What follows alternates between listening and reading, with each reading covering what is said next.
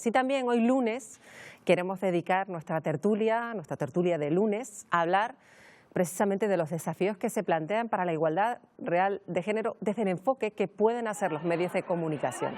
De hecho, estamos viviendo un punto de inflexión en el periodismo y de los medios en este asunto que se evidenció con ese movimiento Las Periodistas Paramos, que se inició hace 2 años, un movimiento que se sumaba a esa huelga que marcó un antes y un después. Siguen persistiendo, eso sí, los problemas que se denunciaron en su momento y que se siguieron denunciando, la precariedad y inseguridad laboral acentuadas en las mujeres, la brecha salarial, el famoso techo de cristal, el acoso. De esto vamos a hablar esta mañana con las invitadas que vamos a presentarles ya. Bueno, las presentamos ya, las tenemos con nosotros. Tenemos esta mañana a Noemí Galván, que es periodista, compañera de Canarias Radio. Gracias por estar con nosotros un día más, Noemí. Marta, Sonia Chinea es periodista y miembro de la Asociación Vivas Comunicadoras. Gracias por estar con nosotros, Sonia. Gracias. Gar García, periodista. Buenos días. Muy buenos días, Gara. Y Eva Castillo, periodista y escritora. Gracias y bienvenida, Eva. Con las 4 queremos empezar planteando pues ese punto de inflexión, porque claro, las reivindicaciones siempre han estado ahí, pero eso marcó un antes y un después. No sé si están de acuerdo conmigo. Hace 2 años esa huelga a la que además las mujeres comunicadoras y también muchos hombres se sumaron.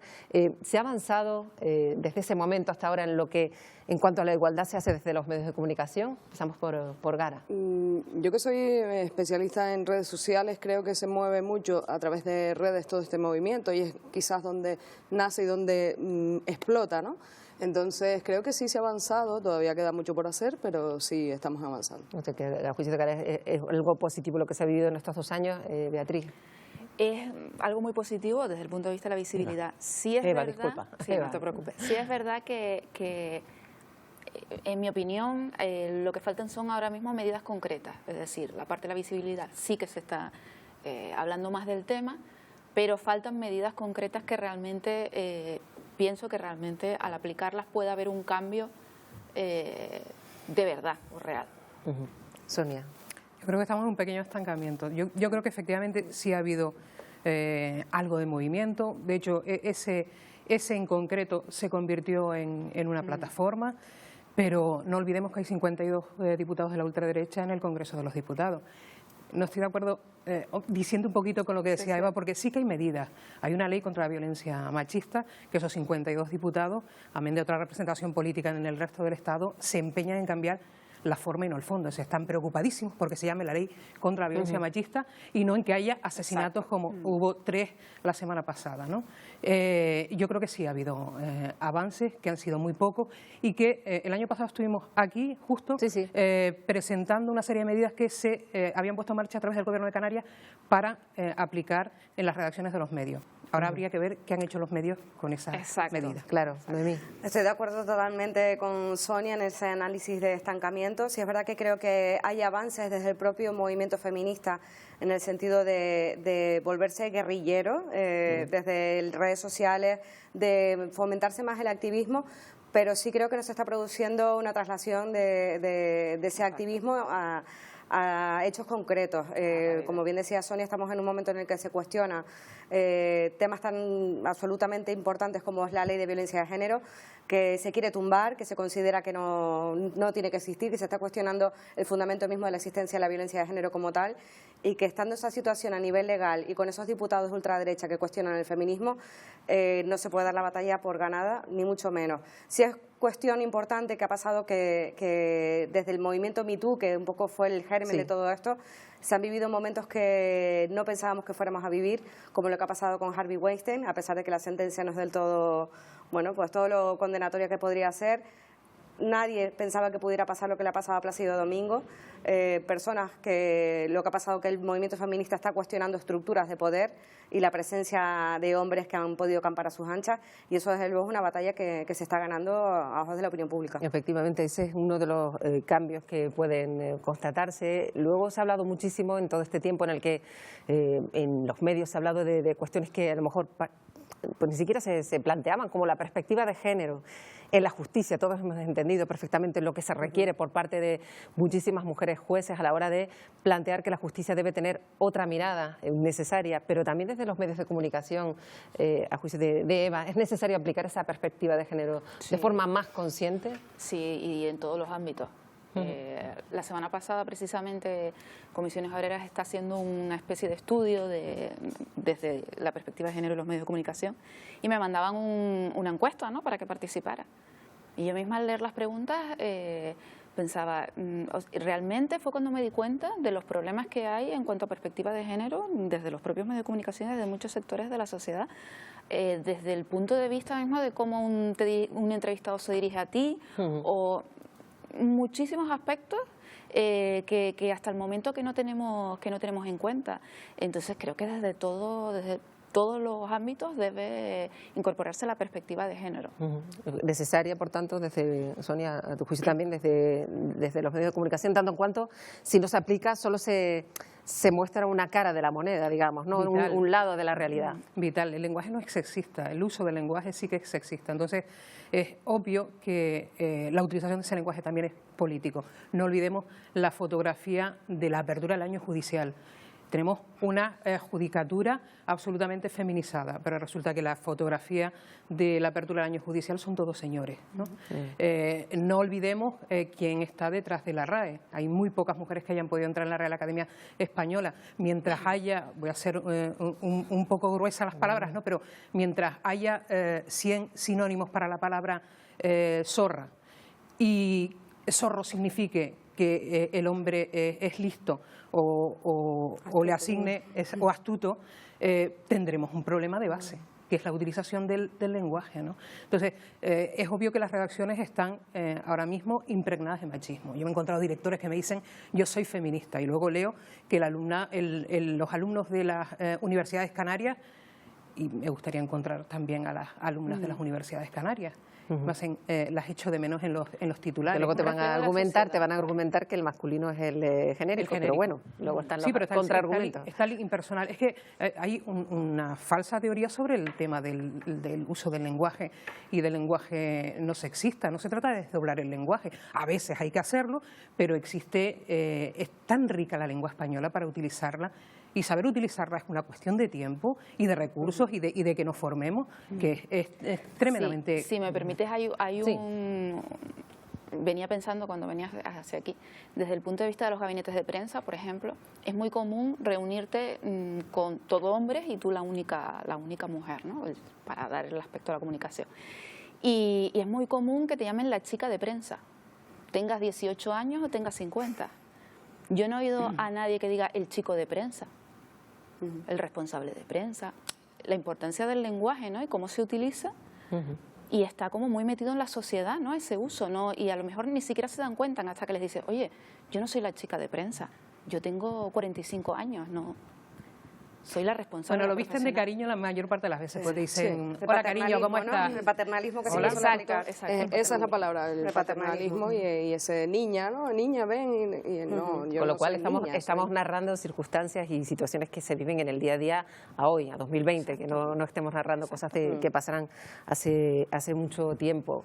Por eso es tan necesario que los periodistas, hombres y mujeres, seamos perfectamente conscientes de que nosotros sí que tenemos una responsabilidad muy importante al respecto a la hora de comunicar y de salirnos de los estereotipos que lamentablemente y a veces reflexionamos y volvemos a repetir, por más que a lo mejor le pongamos ganas. Y es verdad que lamentablemente volvemos a caer, Noemí. ¿Y eso por qué ocurre? Volvemos a caer porque todos hemos sido criados en esa educación patriarcal, claro, y tenemos metido en el disco duro cuestiones que hasta las propias mujeres nos sorprendemos a veces de las actitudes machistas que mostramos nosotras mismas.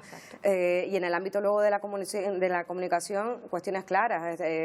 Hay que hacer un trabajo todavía ímprobo en tener representatividad, ya no solo en las cuestiones de redacción, en los puestos jerárquicos, que sigue pasando, tenemos redacciones mayoritariamente feminizadas y los cargos directivos nunca o muy pocas veces tenemos puestos de relevancia para mujeres. Y otra cuestión, cuando hablamos y toda esta semana, la verdad que me he venido acordando, estamos tirando de fuentes sanitarias expertas para hablar del coronavirus. Me gustaría saber cuántos hemos hecho el esfuerzo, cuántos y cuántas, de contar con mujeres expertas, que las hay también. Nos vamos a la agenda habitual de fuentes, pues expertos del Colegio de Biólogos, decanos, lógicamente fuentes autorizadas, pero ¿cuántas mujeres hay también voces autorizadas para hablar del coronavirus y de cualquier otra disciplina? Tenemos que hacer un esfuerzo también por remover esas estructuras y salirnos de la agenda diaria que tiramos por velocidad, porque tenemos representatividad en todas las esferas. Es verdad, porque cuando analizamos de qué manera aparecen las mujeres en los medios de comunicación, pues caemos en ese asunto que ha apuntado ya Noemí y que yo tenía por aquí como uno de los prioritarios, cómo las mujeres están representadas en los medios, muchas veces como expertas, pero de las menos de las veces. Muchas son el sujeto de violencia, pues no están haciendo un rol activo, sino pasivo, y eso también es importante, ¿no? Sí, sí, totalmente. O sea, es lo que comentaba Noemí. Hay catedráticas que estoy segura que están haciendo ahora tesis de epidemiología, que son voces autorizadas y que, por ejemplo, en este caso que estamos tratando tanto estos días, pues no se tocan las puertas. Es verdad que quizás tendemos a que los portavoces, por lo que tú comentabas, por el techo de cristal, ¿no? Porque suelen ser hombres quienes están en los cargos de la presidencia. Y ya eso nos lleva a tema de conciliación laboral, a por qué sigue existiendo ese techo de cristal, por qué las mujeres no llegan a esos puestos de presidencia de entidades y de portavocía. Bueno, y que lleguemos tampoco significa que haya feminismo. Que haya, No, exacto. Ayer leía un artículo de Soledad Gallego, la primera mujer que accede a un puesto de dirección del país, en el periódico El País, que fue hiper celebrado, hace un análisis diciendo que no es nada fácil dirigir el país. Yo, bueno, me lo imagino, debe ser una tarea elefantiásica, pero chica, en todo el texto eché de menos que hablara de su posición, que hablara de las mujeres, que hablara de la igualdad, que hablara de retos en función del puesto que ella está ahora mismo ostentando.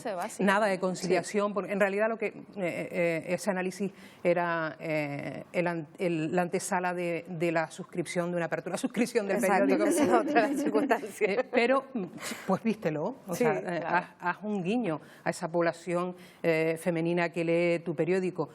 Solo 4 de los 15 periódicos más leídos en papel en este país son dirigidos por mujeres. 4 de 15. Eso es un 20 y tantos % de población femenina en los puestos de dirección. Yo creo que evidentemente tenemos un problema. Al final lo de la conciliación es la clave, ¿no? Porque se nos exige que cada vez seamos más profesionales, estemos más presentes, y de hecho es lo que tiene que pasar. Pero detrás de toda esa visibilidad no existe realmente una conciliación real, porque después tú llegas a casa y al final lo que hay dentro es lo que cada una educa dentro de su casa, pero en rasgos generales sí que es verdad que sigue siendo lo mismo, ¿no? Claro, hay un tema que nos llamó mucho la atención cuando hablamos con la magistrada Gloria Pollatos, muy activa en estas cuestiones, que hablaba de la revolución que supondría los cuidados, y lo ponían como una base para la igualdad real. El momento en el que los hombres se involucraran en igual medida en los cuidados, en el día a día, que eso es lo que restan todo ese tiempo para quizá atravesar el techo de cristal las mujeres, claro. Y yo creo que este asunto, el de los cuidados, se pasa demasiado desapercibido cuando se hablan de las cuestiones que no nos permiten llegar a una igualdad real, ¿no? Claro. Sí, lógicamente es una de las esferas en las que hay que incidir. Yo creo que eso todavía vamos a tardar mucho como sociedad en que se refleje realmente. Pero luego sí hay otra cuestión en paralelo que hay que hacer por parte de las empresas. Las empresas, afortunadamente desde ayer, estamos a día 2 creo, desde ayer es obligatorio que las empresas de más de 150 trabajadores tengan un plan de igualdad. Las empresas tienen que garantizar ya, si no a nivel doméstico que uno pueda negociar con las parejas esos cuidados, sí al menos que a nivel empresarial ya esté garantizada esa presencia de los planes de igualdad, de la representatividad, del acceso en igual de condiciones de las mujeres a puestos de responsabilidad. A partir de ahí creo que también se puede abrir un abanico interesante de oportunidades que hemos estado obligados también como sociedad y que no se ha cumplido hasta ahora. Y quitarnos el lastre de que no somos malas madres, ni malas hermanas, ni malas parejas porque queramos hacer un reparto equitativo de las tareas. O sea, que cualquiera de nosotros sale por la mañana y sale con la agenda de... Yo no tengo niños, pero vamos, saldría con la agenda de dónde dejar al niño, cómo ir a recogerlo. Los hombres van a su trabajo, van directos al trabajo, se encargan de sus tareas durante el día, vuelven sin el lastre que significa, el lastre entre comillas, ¿no? Porque a muchas mujeres les gusta hacer ese psicológico además que nos imponemos nosotras mismas. Efectivamente. mucha autoexigencia también, pero viene dado también por la educación, ¿no? Y al final es lo que tiene que ir cambiando. Hace poco leía un tuit de un profesional que la mujer se había puesto enferma y decía, hoy he hecho todo y listaba, ¿no? He llevado a los niños al colegio, no sé qué. Entonces la gente ya se le tiraba encima en plan de, bueno, eso lo tendrías que hacer diariamente, no tiene por qué ser una ayuda porque tu mujer esté Sí, como yo ayudo a mi mujer en casa. Exacto. Famosa y ayudo a De mi todas mujer. maneras, en esos cuidados, que estamos hablando de niños, pero Luego no hay están que los olvidar mayores, los claro. mayores. Los Están mayores. los Niños mayores, claro, y siguen dependientes. siendo Que las mujeres de mediana edad, mujeres de mediana edad se ven en la tesitura de Sí, tener que afrontar un doble cuidado, el de sus hijos que todavía probablemente pues sean pequeños y sobre todo ahora con el retraso de la maternidad, y también de sus padres o de sus familiares cercanos a los que tienen que Exactamente. ayudar. Y yo en hospitales, por ejemplo, he oído a hombres decir, no es que es mi mujer la que viene con el niño o es mi mujer la que viene con la abuelita o el abuelito, porque es que a ella se le da mejor. Es que ella se le da mejor y entiende mejor al médico. No. O sea, a todos se nos puede dar muy bien llevar a nuestro mayor al médico y atenderlo, y no tiene por qué ser siempre la mujer la que salga del trabajo corriendo porque la llamaron del colegio que el niño tiene fiebre, o la que salga a urgencias corriendo porque el mayor está enfermo. O sea, Y me parece muy interesante además lo que estamos reflexionando con respecto a la conciliación. La sociedad tiene que ir dando cambios también en qué consideramos conciliación, Claro.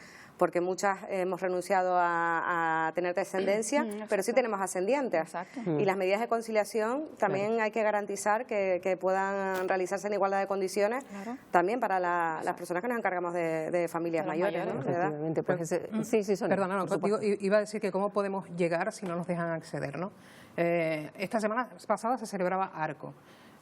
Por dar algún número, un 5% de las artistas españolas tienen representación en Arco, un 20 y tantos por ciento si hablamos a escala internacional. Canarias 3 que han pasado desapercibidas para la prensa de las islas, como si no existieran. Hoy es el Día de las Letras, hoy es el acto institucional en Gran Canaria del Día de las Letras, y se hace en honor a Josefina de la Torre, absolutamente invisibilizada, una mujer multifacética, escritora, poeta, artista. Y si no marcas un Día de las Letras, no se reivindica la figura de una mujer con una trayectoria tan vasta como la que tuvo Fíjate tú Josefina de la que la Torre. cultura y el arte es uno de los lugares donde las mujeres han quedado más invisibilizadas, y por eso precisamente pues aquí en Buenos Días Canarias durante todos estos días vamos a conocer a mujeres que precisamente pues pertenecen a ese mundo del arte, de la cultura.